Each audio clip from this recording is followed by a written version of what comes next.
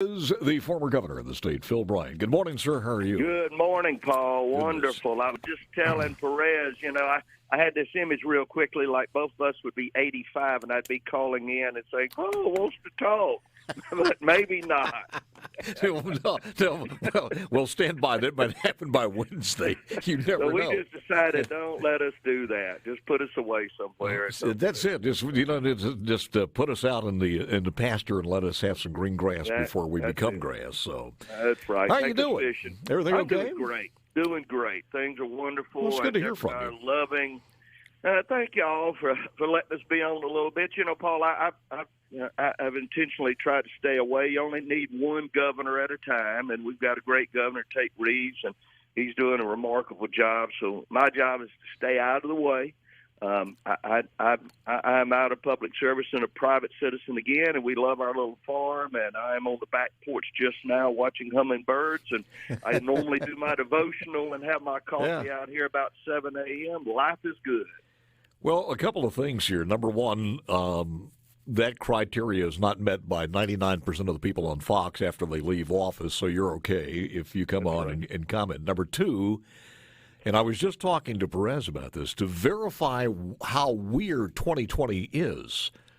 Normally, about this time of the year, I will have the onslaught beginning, maybe 40 or 50 different hummingbirds, and then in a short matter of a week, it'll go up to I've had up to 600 or 700 at a time.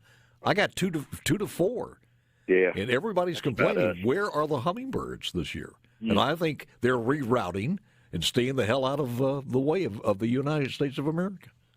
Maybe they're a lot smarter than anyone ever realized. They're taking a different a route this year, but I don't know. They'll probably. Well, the strong ones are meeting. The not so smart ones are flying around my back porch. So. Let me take time to do this one, and I don't want to forget doing it. This Julia Reed, who wrote about food and culture in the South, promoted her native Mississippi Delta. She's died. Guns and Gardens. At 59 what years a old. remarkable lady. Julia was one of the great talents. I remember my daughter visiting New York when she was in high school during Fashion Week. And Julia brought her into the office, walked her through. Then I think it may have been Vogue, and I may be wrong about that. It's been a while, but walked her through the fashion magazine office that she was working with. Just a sweet, sweet lady.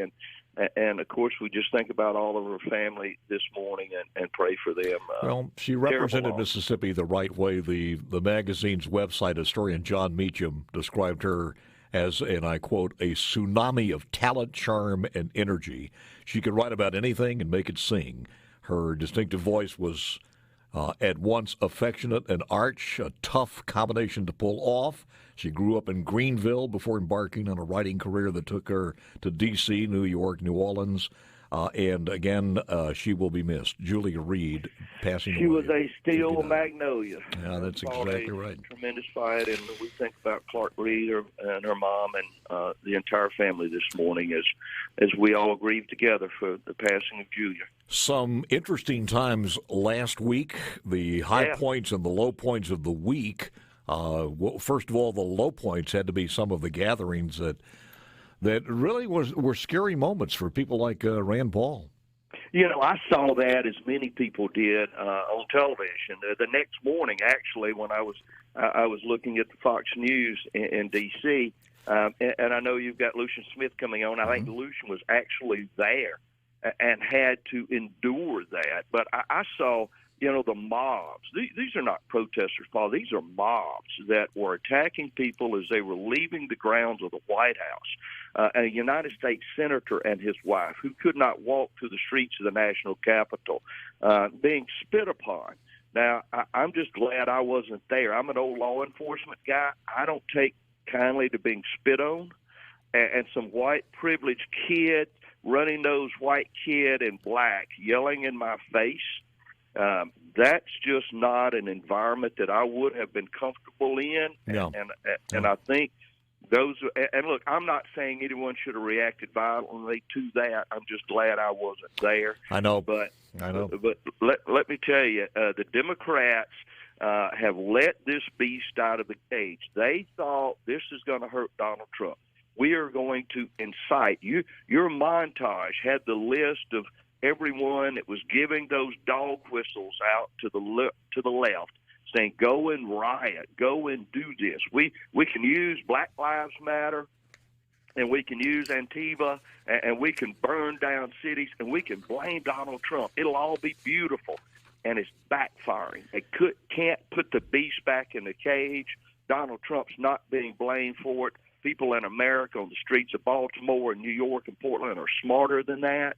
They know these are Democrat-led cities with Democrats' agendas, and they know that the mob has been unleashed on them, and they are going to go to the polls, I believe, in great numbers. Now you see 60% approval rate, Paul, in the African-American male community. African-American males, 60% believe Donald J. Trump's doing a good job. Imagine that. We had 6 Democrat Minnesota mayors endorse President Trump over Joe Biden on Friday, asserting that Trump had improved the lives of Minnesotans, while Biden had moved too far to the left. When you start losing some of your Democrat mayors whose lifeline is to their constituents to get reelected, they know something.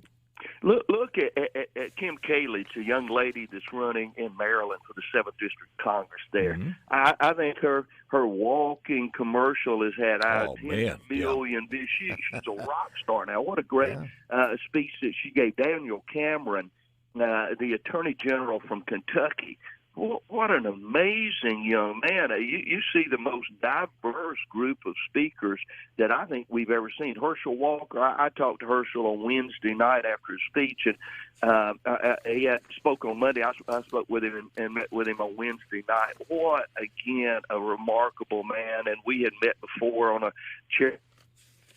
He's a Harley rider. So just Jack Brewer, the former NFL player, Jack, and I visited for some time. What a man of God this is. And if you, Jerron Smith, I met Jerron at the White House on Thursday as we visited. I've known Jerron since forever. This young man came to the White House, looked like he was right out of high school, African-American, helped lead the charge as we were working on criminal justice reform together, and Doran. And spoke of her husband of over 40 years, David Doran, who was a police officer and who maybe remember killed as a security guard at that pawn shop, his friend's pawn shop that was being vandalized. And he was shot and videoed as he lay dying on the streets of St. Louis.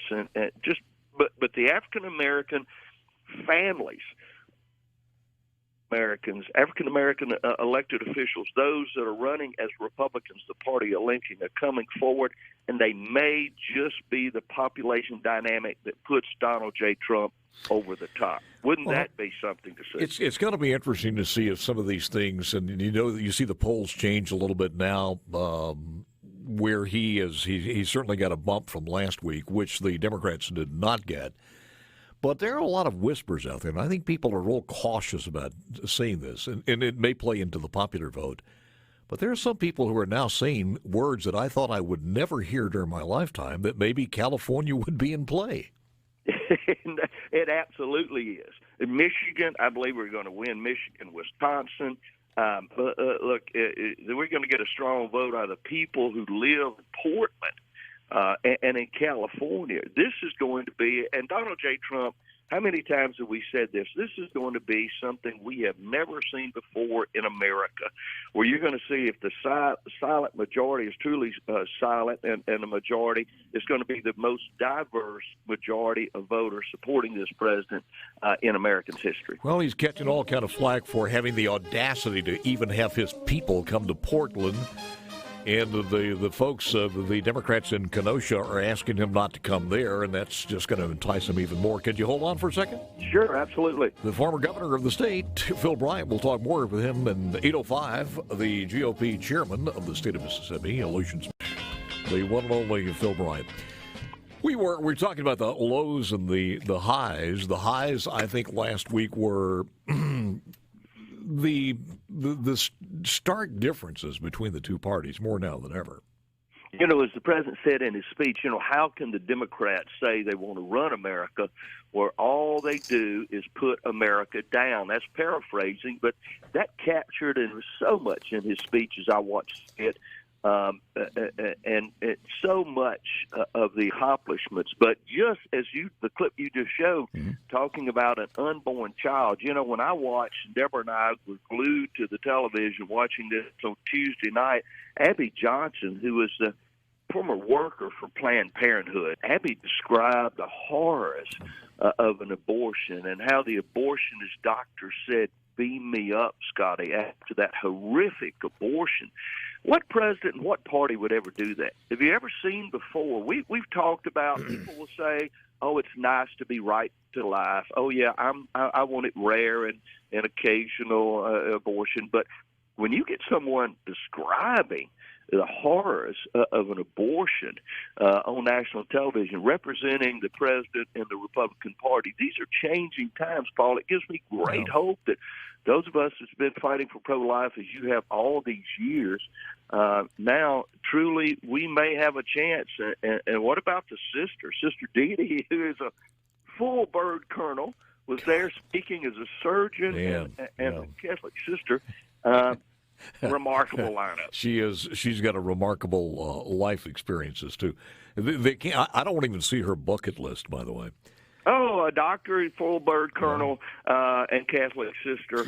Let me ask you this. Remarkable. I think one of the things that worries we talk about the pharmaceutical. The other one is the educational cartel that we have in this country. Yeah. But I look at that, and when you have the president saying, "Look, you like me," and talking about African Americans, here's what we have done, a hell of a lot more in 4 years than Joe Biden's done in 47 years. But the other thing is, in the next 4 years, I will. And again, if you look at all the promises that this guy's made, you know that he is going to do everything he can to fulfill this promise. And that was to every single American out there, be they in the inner city or in the rural area, school choice. That's got to scare the heck out of them. Oh, absolutely. Look, the re-election scares the heck out of them because they know what America, how far we have come. I mean, the president helped build the greatest economy in America's history. I mean, it was unrivaled before COVID. And what you said earlier, Paul, is shocking. I hope everyone's listening this morning. 9,200 cases, less than 10,000. As I appreciate what the CDC has said, less than 10,000, about 9,200 were actually COVID. The rest of these deaths were related to some current illness, some pre-existing illness. This is shocking to know that we've gone through what we have gone through, shutting this nation down, the trillions of dollars. We've all tried to social distance. I've limited almost my experience with large crowds completely, which is not easy. And now they're saying, well, maybe it was 9,200 that actually died directly of COVID. This is shocking. So the president has done a remarkable job.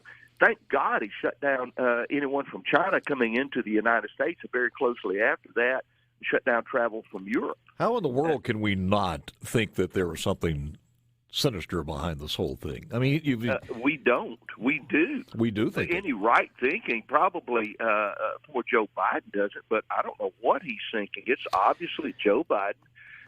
Is in the effects of dementia. I'm not a doctor. I'm not being mean, but we see that, and it's really heartbreaking to see this man being put out there by the Democratic Party under these conditions. But nevertheless, how can anyone argue the dramatic effects leadership that has resulted in the greatest nation in the world becoming great again? I heard this morning my friend Jared Kushner is on the first flight from Israel to the UAE, the United Arab Republic. I mean, he is on a flight. We've got peace in the Middle East that was brokered by Donald J. Trump. And they barely mention it. I mean, the media is so complicit. When the president said they're enemy of the people, I winced a little bit and said maybe that's don't go that far about the media. He was right.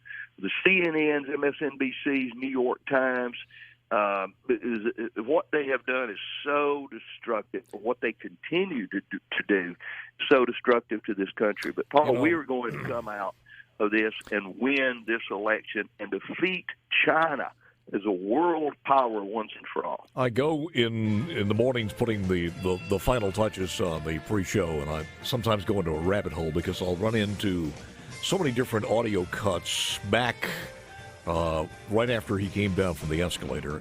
And some of these cuts are these outlandish things he said. They spied on me, and people are gasp. And then I run into another one, and I got to tell you, almost everything that the guy has said was true. It's true.